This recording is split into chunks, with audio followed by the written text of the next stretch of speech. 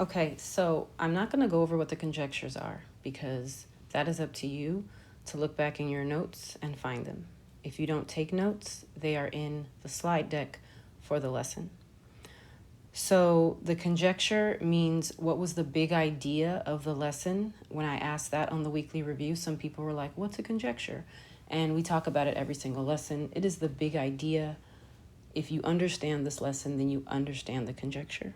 So first thing you should have done for practice problem 1 is annotate.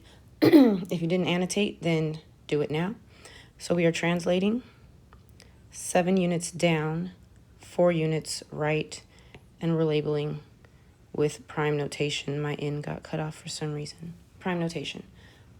So you just take each point and you go straight down 7. So for A, it's 1, 2, 3, 4, 5, 6, 7. And then you go 4 to the right. 1, 2, 3, 4. A prime is here. You do that for every single point. So now I'm going to do D. 1, 2, 3, 4, 5, 6, 7. Then 4 to the right. 1, 2, 3, 4. D prime is here. B and A are going to end up at the same place. So that's 7. 1, 2, 3, 4. B prime is here.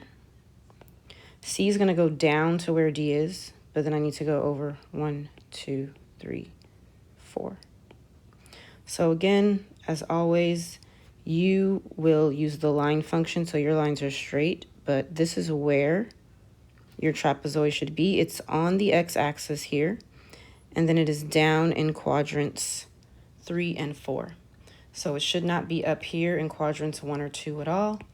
This is where it is. Make sure you've labeled with prime notation so the apostrophes are after each number.